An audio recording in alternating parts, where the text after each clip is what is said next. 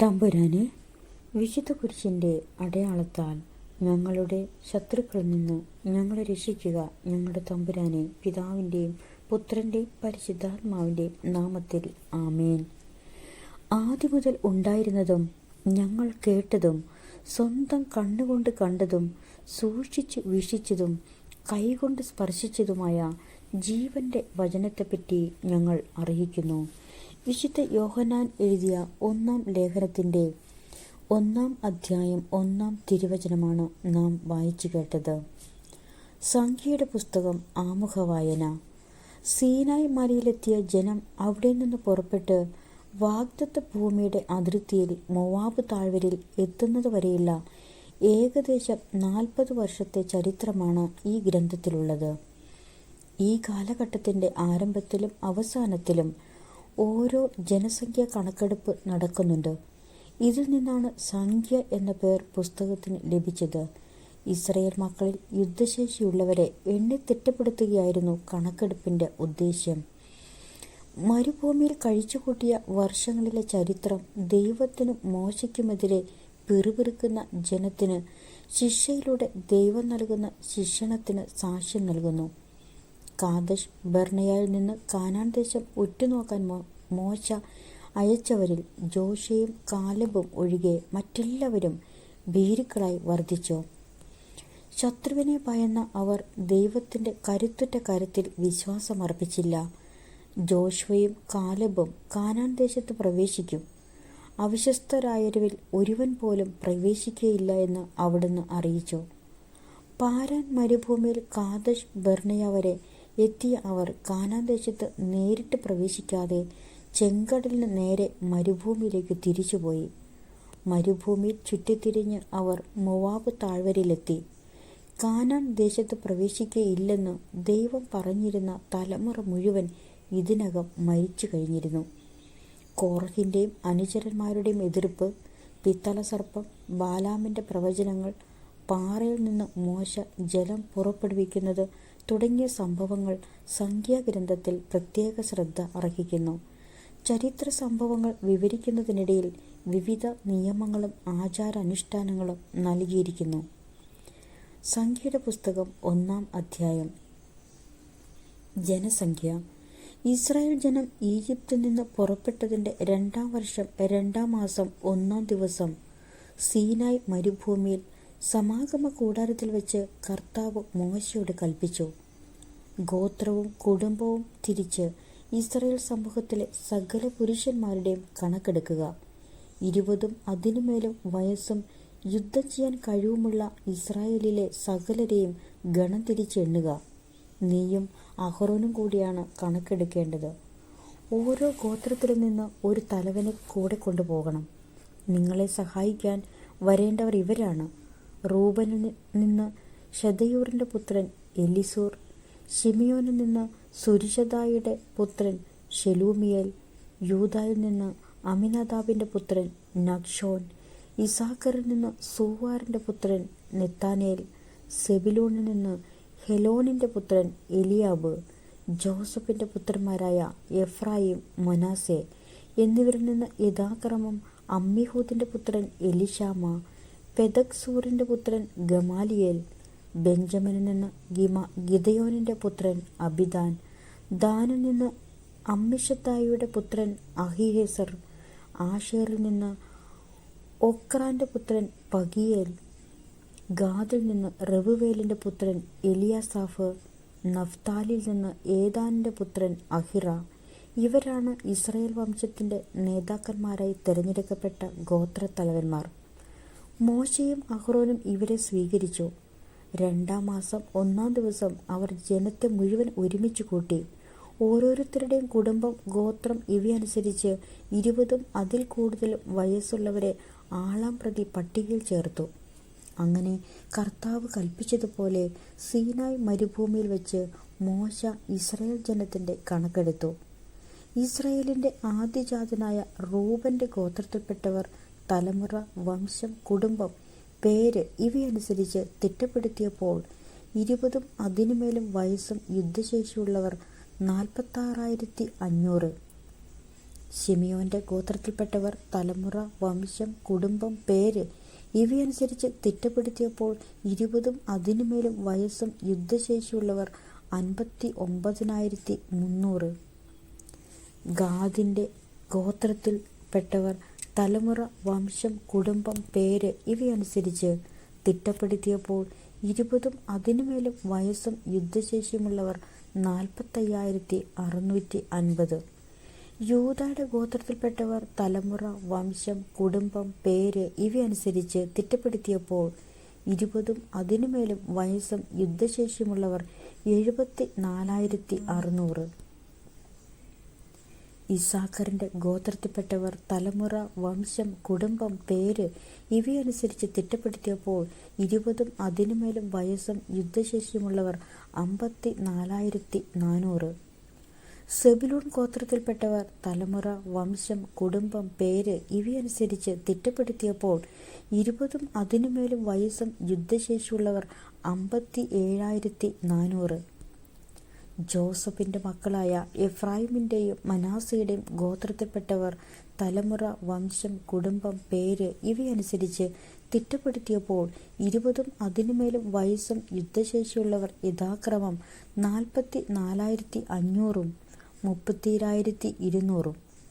ബെഞ്ചമിന്റെ ഗോത്രത്തിൽപ്പെട്ടവർ തലമുറ, വംശം, കുടുംബം, പേര് ഇവയനുസരിച്ച് തിട്ടപ്പെടുത്തിയപ്പോൾ 20 അതിനുമേലും വയസ്സും യുദ്ധശേഷിയുമുള്ളവർ 35,400.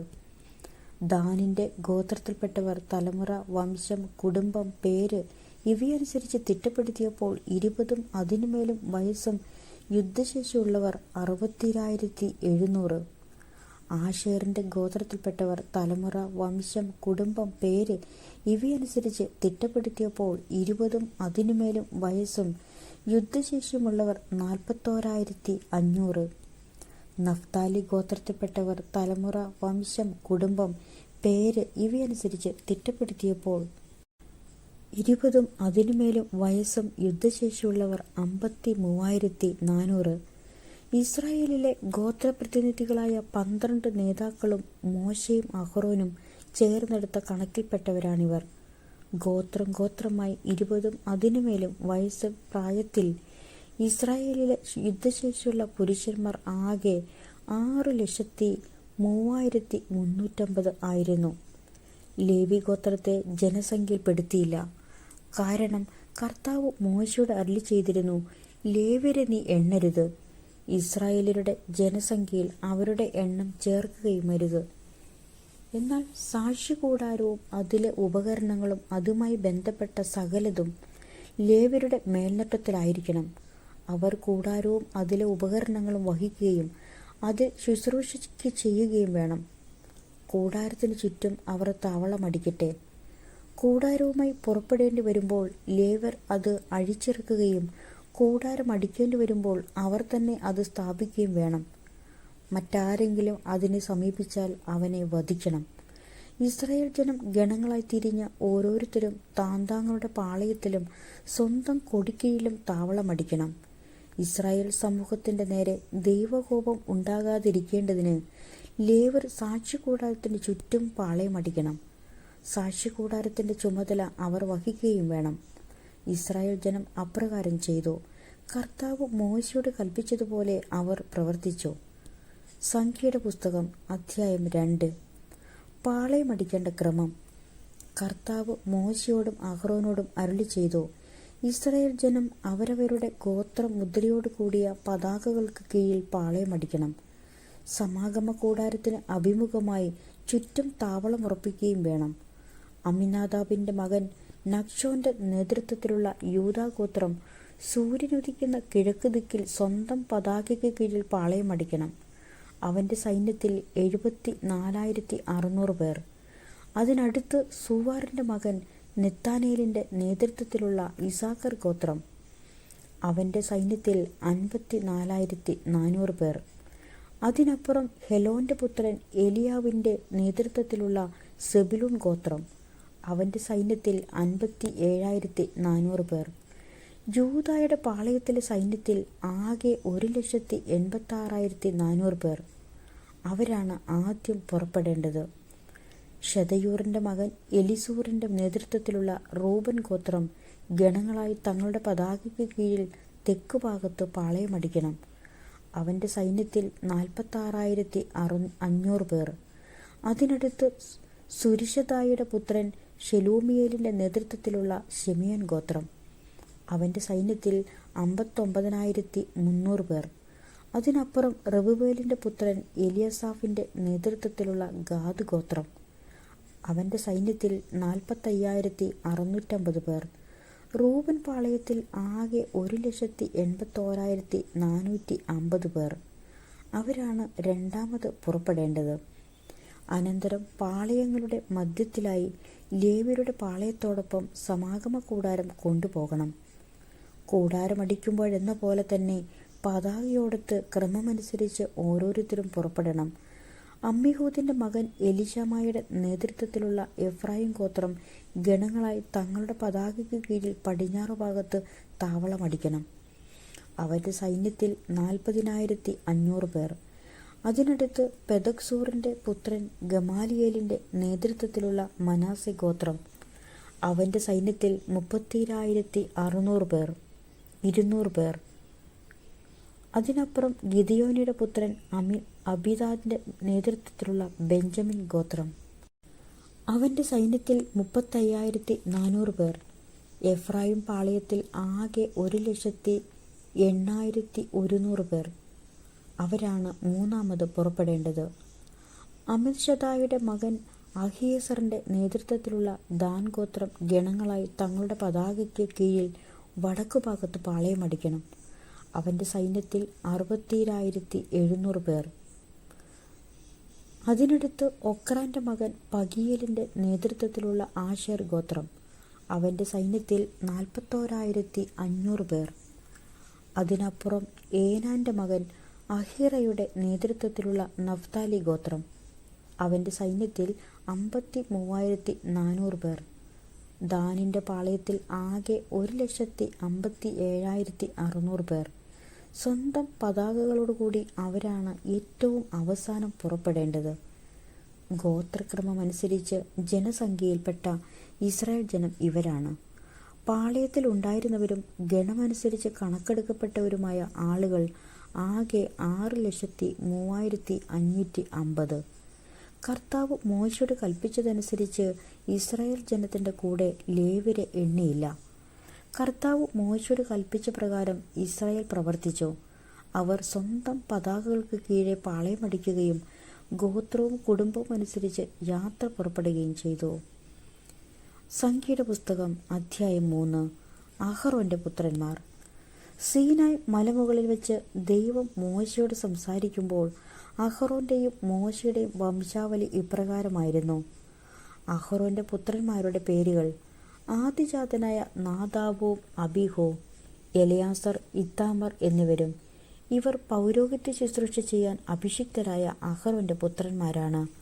ഇവരിൽ നാദാബും അബീഹുവും സീനായ് മരുഭൂമിയിൽ കർത്താവിൻ്റെ മുമ്പിൽ അവിശുദ്ധമായ അഗ്നി അർപ്പിച്ചപ്പോൾ അവിടെ വെച്ച് മരിച്ചു. അവർക്ക് സന്താനങ്ങളില്ലായിരുന്നു. അതിനാൽ എലയാസറും ഇത്താമറും തങ്ങളുടെ പിതാവായ അഹറോന്റെ ജീവിതകാലത്ത് തന്നെ പുരോഹിതന്മാരായി സേവനമനുഷ്ഠിച്ചു. ലേവ്യരുടെ കടമകൾ. കർത്താവ് മോശയോട് അരുളിച്ചെയ്തു, ലേവി ഗോത്രത്തെ കൊണ്ടുവന്ന് അഹറോന്റെ ശുശ്രൂഷയ്ക്ക് നിയോഗിക്കുക. അവർ കൂടാരത്തിൽ ശുശ്രൂഷ ചെയ്യുന്നതോടൊപ്പം സമാഗമ കൂടാരത്തിന് മുമ്പിൽ അഹറോനും സമൂഹത്തിനു വേണ്ടി സേവനമനുഷ്ഠിക്കട്ടെ. സമാഗമ കൂടാരത്തിലെ വസ്തുക്കളുടെ മേൽനോട്ടവും അവർക്കായിരിക്കും. കൂടാരത്തിൽ ശുശ്രൂഷ ചെയ്യുന്നതോടൊപ്പം ഇസ്രായേൽ ജനത്തിനും അവർ സേവനം ചെയ്യണം. ലേവ്യരെ അഹറോനും പുത്രന്മാർക്കും വേണ്ടി നിയോഗിക്കുക. ഇസ്രായേൽ ജനത്തിൽ നിന്ന് അഹറോന് പൂർണ്ണമായും നൽകപ്പെട്ടവരാണിവർ. നീ അഹറോനെയും പുത്രന്മാരെയും പൗരോഹിത്യ ശുശ്രൂഷയ്ക്കായി അധികാരപ്പെടുത്തുകയും അവർ അത് അനുഷ്ഠിക്കുകയും ചെയ്യണം. മറ്റാരെങ്കിലും വിശുദ്ധ വസ്തുക്കളെ സമീപിച്ചാൽ അവരെ വധിക്കണം. കർത്താവ് മോശയോട് അരുളിച്ചെയ്തു, ഇസ്രായേലിലെ ആദിജാതന്മാർക്ക് പകരം ഞാൻ ലേവ്യരെ തിരഞ്ഞെടുത്തിരിക്കുന്നു. അവർ എനിക്കുള്ളവരാണ്. എന്തെന്നാൽ കടിഞ്ഞൂൽ പുത്രന്മാരെല്ലാം എൻ്റേതാണ്.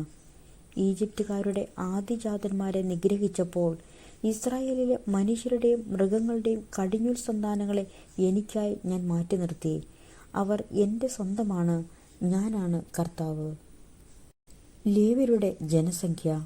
സീനായ് മരുഭൂമിയിൽ വെച്ച് കർത്താവ് മോശയോട് അരുളിച്ചെയ്തു, 1 മാസവും അതിനുമേലും പ്രായമുള്ള ലേവ്യപുത്രന്മാരുടെ കണക്ക് ഗോത്രവും കുടുംബവും അനുസരിച്ച് എടുക്കുക.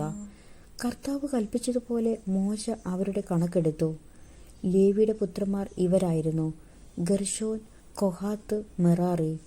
കുടുംബമനുസരിച്ച് ഗർശോന്റെ പുത്രന്മാരുടെ പേരുകൾ: ലിബ്നി, ഷിമെയി.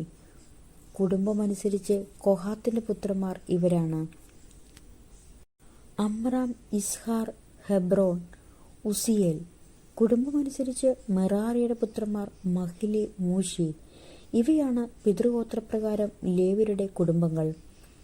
ലിബ്നിയരുടെയും ഷിമെയരുടെയും കുടുംബങ്ങളുടെ ഉത്ഭവം ഗർശോനിൽ നിന്നാണ്. ഇവയാണ് ഗർശോന്യ കുടുംബങ്ങൾ. 1 മാസവും അതിൽ കൂടുതലും പ്രായമുള്ള പുരുഷന്മാർ 7500. ഗർശോൻ കുടുംബക്കാർ കൂടാരത്തിന്റെ പിറകിൽ പടിഞ്ഞാറ് വശത്ത് ലായേലിന്റെ മകൻ എലിഫാസിന്റെ നേതൃത്വത്തിൽ പാളയമടിക്കണം. ഗർശോൻ കുടുംബക്കാർ സമാഗമ കൂടാരത്തിൽ പെട്ടകം, കൂടാരം, അതിന്റെ ആവരണം, വാതിലിന്റെ തിരശീല, കൂടാരത്തിനും ബലിപീഠത്തിനും ചുറ്റുമുള്ള അങ്കണത്തിന്റെ വിരികൾ, അങ്കണവാതിലിന്റെ യവനിക, അവയുടെ ചരടുകൾ എന്നിവയുമായി ബന്ധപ്പെട്ട സകല ജോലികളും ചെയ്യണം. അമ്രാമ്യർ, ഇസ്ഹാര്യർ, ഹെബ്രോണ്യർ, ഉസിയേല്യർ എന്നിവർ കൊഹാത്തിൽ നിന്ന് ജനിച്ച കുടുംബങ്ങളാകുന്നു. 1 മാസവും അതിനുമേലും പ്രായമുള്ള പുരുഷന്മാർ 8600. വിശുദ്ധ സ്ഥലത്ത് ശുശ്രൂഷ ചെയ്യാനുള്ള കടമ അവരുടേതാണ്. കൊഹാത്ത് കുടുംബങ്ങൾ കൂടാരത്തിന്റെ തെക്ക് വശത്ത് ആണ് പാളയമടിക്കേണ്ടത്. അവരുടെ നേതാവ് ഉസിയേലിന്റെ മകൻ എലിസാഫാൻ ആണ്. പേടകം, മേശ, വിളക്കുകാല്, ബലിപീഠങ്ങൾ, വിശുദ്ധ സ്ഥലത്ത് പുരോഹിതൻ ശുശ്രൂഷയ്ക്ക് ഉപയോഗിക്കുന്ന പാത്രങ്ങൾ, തിരശീല എന്നിവയും അവയെ സംബന്ധിക്കുന്ന ജോലികളും ഇവരുടെ ചുമതലയാണ്. പുരോഹിതനായ അഹറോന്റെ പുത്രൻ എലയാസറിന് ലേവ്യരുടെ നേതാക്കളുടെ നേതൃത്വവും വിശുദ്ധ സ്ഥല വിചാരിപ്പുകാരുടെ മേൽനോട്ടവും ഉണ്ടായിരിക്കും. മഹ്ലി, മൂഷി എന്നീ കുടുംബങ്ങൾ മെറാറിയിൽ നിന്ന് ഉണ്ടായി.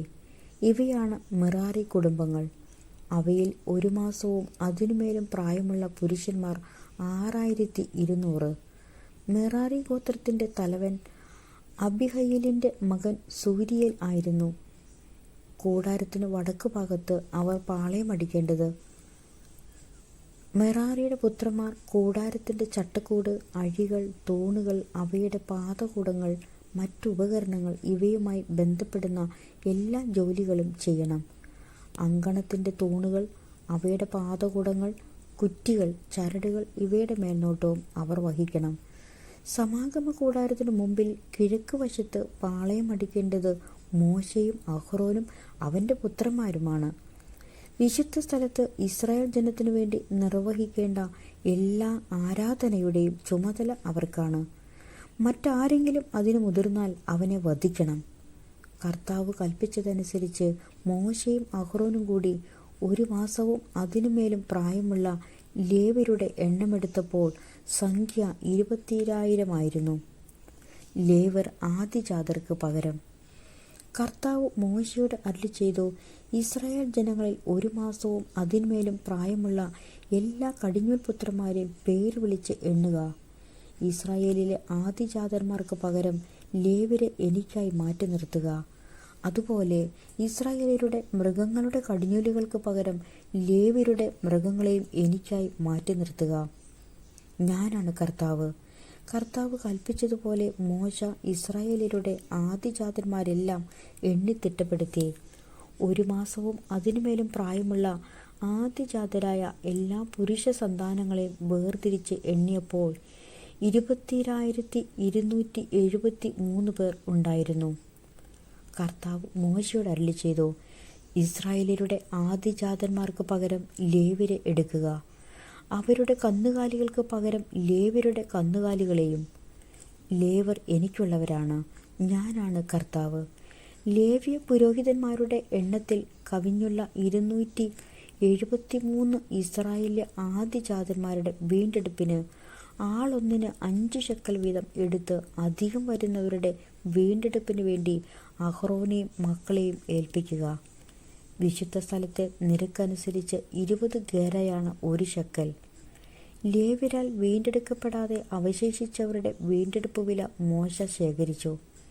ഇസ്രായേലിലെ ആദ്യജാതരിൽ നിന്ന് വിശുദ്ധ സ്ഥലത്തെ ശെക്കലിൻ്റെ കണക്കനുസരിച്ച് 1365 ശെക്കൽ മോശ പിരിച്ചെടുത്തു. കർത്താവിൻ്റെ കൽപ്പനയനുസരിച്ച് മോശ വീണ്ടെടുപ്പ് വില അഹ്റോനെയും മക്കളെയും ഏൽപ്പിച്ചു. സംഖ്യയുടെ പുസ്തകം അധ്യായം 4. കൊഹാത്യരുടെ കടമകൾ.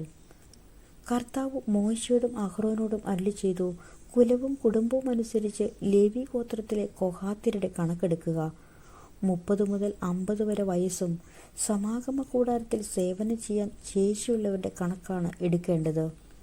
സമാഗമ കൂടാരത്തിൽ അതിവിശുദ്ധ വസ്തുക്കൾ സംബന്ധിച്ച് കൊഹാത്യർ അനുഷ്ഠിക്കേണ്ട ശുശ്രൂഷ ഇതാണ്. സമൂഹം പുറപ്പെടാനുള്ള സമയമാകുമ്പോൾ അഹ്റോനും പുത്രന്മാരും അകത്ത് പ്രവേശിച്ച് തിരശ്ശീല അഴിച്ച് അതുകൊണ്ട് സാക്ഷ്യപേടകം മൂടണം. അതിനുമീതെ ആട്ടിൻതോല് കൊണ്ടുള്ള ആവരണവും നീല നിറത്തിലുള്ള മറ്റൊരാവരണവും ഇടണം. പേടകം വഹിക്കാനുള്ള തണ്ടുകൾ ഉറപ്പിക്കണം. തിരുസന്നിധാന മേശയിൽ നീലത്തുണി വിരിച്ച് താലങ്ങളും തട്ടങ്ങളും കലശങ്ങളും പാനീയബലിക്കുള്ള ചഷകങ്ങളും അതിന്മേൽ വയ്ക്കണം. ദിനംതോറും സമർപ്പിക്കുന്ന അപ്പവും അതിന്മേൽ ഉണ്ടായിരിക്കണം. അവയുടെ മേൽ ചെമന്ന തുണി വിരിച്ച് ആട്ടിൻതോല് പൊതിയണം. മേശ വഹിക്കാനുള്ള തണ്ടുകൾ ഉറപ്പിക്കണം. നീല തുണി കൊണ്ട് വിളക്കുകൾ, തിരിമുറിക്കാനുള്ള കത്രികകൾ, തട്ടങ്ങൾ, എണ്ണപാത്രങ്ങൾ ഇവ മൂടണം. അതിൻ്റെ സകല ഉപകരണങ്ങളും ആട്ടിൻതോൽ പൊതിഞ്ഞ് ചുമക്കാനുള്ള തണ്ടിൽ സ്ഥാപിക്കണം. സുവർണ ബലിപീഠത്തിന്മേൽ നീലത്തുണി വിരിച്ച് ആട്ടിൻതോൽ പൊതിഞ്ഞ് അത് വഹിക്കാനുള്ള തണ്ടുകൾ ഉറപ്പിക്കണം. വിശുദ്ധ സ്ഥലത്ത് ശുശ്രൂഷയ്ക്ക് ഉപയോഗിക്കുന്ന പാത്രങ്ങളെല്ലാം നീലത്തുണിയിലാക്കി ആട്ടിൻതോൽ പൊതിഞ്ഞ് അത് വഹിക്കാനുള്ള ചട്ടക്കൂടി സ്ഥാപിക്കണം. ബലിപീഠത്തിൽ നിന്ന് ചാരം നീക്കിയതിനു ശേഷം അതിന്മേൽ ചെമന്ന തുണി വിരിക്കണം. ബലിപീഠത്തിലെ ശുശ്രൂഷയ്ക്ക് ഉപയോഗിക്കുന്ന ഉപകരണങ്ങളെല്ലാം അഗ്നികലശങ്ങൾ, മുൾക്കരണ്ടികൾ, കോരികകൾ, തട്ടങ്ങൾ എന്നിവ അതിന്മേൽ വയ്ക്കണം. അതിനു മുകളിൽ ആട്ടിൻതോൽ വിരിച്ച് അത് വഹിക്കാനുള്ള തണ്ടുകൾ ഉറപ്പിക്കണം. അഹ്റോനും പുത്രന്മാരും കൂടി വിശുദ്ധ സ്ഥലവും അതിലെ ഉപകരണങ്ങളും പൊതിഞ്ഞു കഴിഞ്ഞ് സമൂഹം പുറപ്പെടുമ്പോൾ വാഹകരായി കൊഹാത്യർ വരണം. എന്നാൽ അവർ വിശുദ്ധ വസ്തുക്കളെ സ്പർശിക്കരുത്. സ്പർശിച്ചാൽ മരിക്കും. ഇവയെല്ലാമാണ് കൊഹാത്യർ വഹിക്കേണ്ട സമാഗമ കൂടാരത്തിലെ സാധനങ്ങൾ. പുരോഹിതനായ അഹ്റോന്റെ മകൻ എലിയാസർ ദീപത്തിനു വേണ്ടി എണ്ണ, സുഗന്ധധൂപം, അനുദിന ധാന്യബലിക്കുള്ള സാധനങ്ങൾ, അഭിഷേക തൈലം എന്നിവയുടെ മേൽനോട്ടം വഹിക്കണം. കൂടാരത്തിൻ്റെയും അതിലുള്ള സകല സാധനങ്ങളുടെയും വിശുദ്ധ സ്ഥലത്തിൻ്റെയും അതിലെ ഉപകരണങ്ങളുടെയും ചുമതലയും അവൻ തന്നെ വഹിക്കണം. കർത്താവ് മോശയോടും അഹ്റോനോടും അരുളിച്ചെയ്തു, കൊഹാത്യ കുടുംബങ്ങളെ ലേവി ഗോത്രത്തിൽ നിന്ന് നശിച്ചു പോകാൻ ഇടയാക്കരുത്. അതിവിശുദ്ധ വസ്തുക്കളെ സമീപിക്കുമ്പോൾ അവർ മരിക്കാതിരിക്കേണ്ടതിന് അഹ്റോനും പുത്രന്മാരും അകത്തു കടന്ന് അവരിൽ ഓരോരുത്തരെയും അവരവരുടെ ജോലിക്ക് നിയോഗിക്കണം. എന്നാൽ അവർ അകത്തു കടന്ന് ക്ഷണനേരത്തേക്ക് പോലും വിശുദ്ധ വസ്തുക്കളെ നോക്കരുത്. നോക്കിയാൽ അവർ മരിക്കും. ഗർശോന്യരുടെ കടമകൾ. കർത്താവ് മോശയോട് അരുളിച്ചെയ്തു, കുലവും കുടുംബവും അനുസരിച്ച് ഗർശോന്യരുടെ കണക്കെടുക്കണം. 30 മുതൽ 50 വരെ വയസ്സും സമാഗമ കൂടാരത്തിൽ സേവനം ചെയ്യാൻ ശേഷിയുള്ളവരുടെ എണ്ണമെടുക്കുക.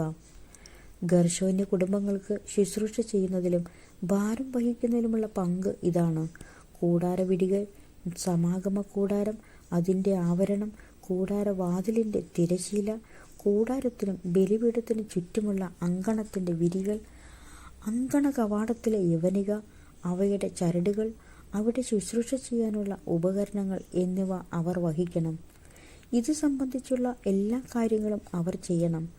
ഭാരം വഹിക്കലും ഇതര സേവനങ്ങളുമടക്കം അവർ ചെയ്യേണ്ട എല്ലാ ജോലികളിലും ഗർശോന്യർ അഹ്റോന്റെയും പുത്രന്മാരുടെയും നിർദ്ദേശങ്ങൾ അനുസരിക്കണം. അവരുടെ കർത്തവ്യങ്ങൾ നീ ഏൽപ്പിച്ചു കൊടുക്കണം. ഇതാണ് സമാഗമ കൂടാരത്തിൽ ഗർശോന്യർ ചെയ്യേണ്ട ജോലികൾ. പുരോഹിതനായ അഹ്റോന്റെ പുത്രൻ ഇത്താമറിൻ്റെ മേൽനോട്ടത്തിലായിരിക്കണം അവരുടെ ജോലി. മെറാര്യരുടെ കടമകൾ. കുലവും കുടുംബവും അനുസരിച്ച് മെറാര്യരുടെ എണ്ണമെടുക്കണം. 30 മുതൽ 50 വരെ വയസ്സും സമാഗമ കൂടാരത്തിൽ സേവനം ചെയ്യാൻ ശേഷിയുള്ളവരുടെ എണ്ണമെടുക്കുക. സമാഗമ കൂടാരത്തിലെ ശുശ്രൂഷയിൽ അവർ ചുമക്കേണ്ട സാധനങ്ങൾ ഇവയാണ്: കൂടാരത്തിൻ്റെ ചട്ടങ്ങൾ, അഴികൾ, തൂണുകൾ, അവയുടെ പാദകുടങ്ങൾ, ചുറ്റുമുള്ള അങ്കണത്തിലെ തൂണുകൾ, അവയുടെ പാദകുടങ്ങൾ, കൊളുത്തുകൾ, ചരടുകൾ, ഇവയോടനുബന്ധിച്ചുള്ള മറ്റു സാമഗ്രികൾ, അവ വഹിക്കേണ്ട സാധനങ്ങൾ ഇനം തിരിച്ച് അവരെ ഏൽപ്പിക്കണം. ഇവയെല്ലാമാണ് മെറാര്യർ പുരോഹിതനായ അഹറോന്റെ മകൻ ഇത്താമാറിന്റെ മേൽനോട്ടത്തിൽ സമാഗമ കൂടാരത്തിൽ ചെയ്യേണ്ട ജോലികൾ. ലേവ്യരുടെ എണ്ണം. സമാഗമ കൂടാരത്തിൽ ജോലി ചെയ്യാൻ 30 മുതൽ 50 വരെ വയസ്സും സേവനശേഷിയുമുള്ള കൊഹാത്യരെ കുലവും കുടുംബവും അനുസരിച്ച് മോശയും അഹറോനും സമൂഹ നേതാക്കളും കൂടി എണ്ണിത്തിട്ടപ്പെടുത്തി. കുടുംബമനുസരിച്ച് അവരുടെ എണ്ണം 2750 ആയിരുന്നു. മോശയോട് കർത്താവ് കൽപ്പിച്ചതനുസരിച്ച് മോശയും അഹറോനും കൂടി കൊഹാത്ത് കുടുംബങ്ങളിൽ നിന്ന് സമാഗമ കൂടാരത്തിൽ സേവനം ചെയ്യാനുള്ളവരുടെ കണക്കെടുത്തപ്പോൾ ലഭിച്ച സംഖ്യയാണിത്. 30 മുതൽ 50 വരെ വയസ്സും സമാഗമ കൂടാരത്തിൽ സേവനം ചെയ്യാൻ ശേഷിയുമുള്ള ഗർശോന്യരുടെ എണ്ണം അവരുടെ കുലവും കുടുംബവും അനുസരിച്ച് 2630 ആയിരുന്നു. കർത്താവിൻ്റെ കൽപ്പനയനുസരിച്ച് മോശയും അഹ്റോനും കൂടി ഗർശോൻ കുടുംബങ്ങളിൽ നിന്ന് സമാഗമ കൂടാരത്തിൽ സേവനം ചെയ്യാനുള്ളവരുടെ കണക്കെടുത്തപ്പോൾ ലഭിച്ച സംഖ്യയാണിത്. 30 മുതൽ 50 വരെ വയസ്സും സമാഗമ കൂടാരത്തിൽ സേവനം ചെയ്യാൻ ശേഷിയുമുള്ള മെറാര്യരുടെ എണ്ണം അവരുടെ കുടുംബമനുസരിച്ച് 3200 ആയിരുന്നു. മോശയോട് കർത്താവ് കൽപ്പിച്ചതനുസരിച്ച് മോശയും അഹ്റോനും കൂടി എണ്ണി തിട്ടപ്പെടുത്തിയതാണിത്.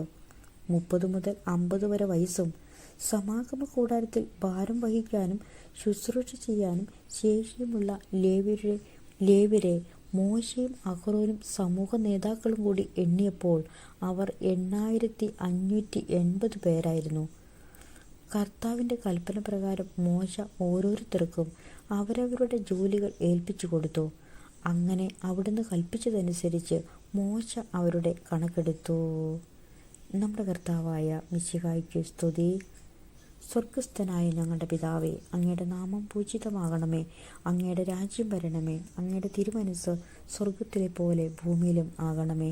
അന്നന്ന് വേണ്ടുന്ന ആഹാരം ഇന്ന് ഞങ്ങൾക്ക് തരണമേ. ഞങ്ങളോട് തെറ്റ് ചെയ്യുന്നവരോട് ഞങ്ങൾ ക്ഷമിച്ചിരിക്കുന്നത് പോലെ ഞങ്ങളുടെ തെറ്റുകളും ഞങ്ങളോട് ക്ഷമിക്കണമേ. ഞങ്ങൾ പ്രലോഭനത്തിൽ വീഴാൻ ഇടയാകരുതേ. ദുഷ്ടാരൂപിയിൽ ഞങ്ങൾ രക്ഷിച്ചു കൊള്ളണമേ. നന്മ നിറഞ്ഞ മറിയമേ സ്വസ്തി, കർത്താവ് അങ്ങയോടുകൂടെ സ്ത്രീകളിൽ അങ്ങ് അനുഗ്രഹിക്കപ്പെട്ടവളാവുന്നു. അങ്ങയുടെ ഉദരത്തിൻ ഫലമായി ഈശോ അനുഗ്രഹിക്കപ്പെട്ടവനാവുന്നു. പരിശുദ്ധ മറിയമേ തമ്പുരാൻ്റെ അമ്മേ, പാപികളായ ഞങ്ങൾക്ക് വേണ്ടി ഇപ്പോഴും ഞങ്ങളുടെ മരണസമയത്തും തമ്പുരാനോട് അപേക്ഷിച്ചു കൊള്ളണമേ. പിതാവിൻ്റെയും പുത്രൻ്റെയും പരിശുദ്ധാത്മാവിൻ്റെയും നാമത്തിൽ ആമേൻ.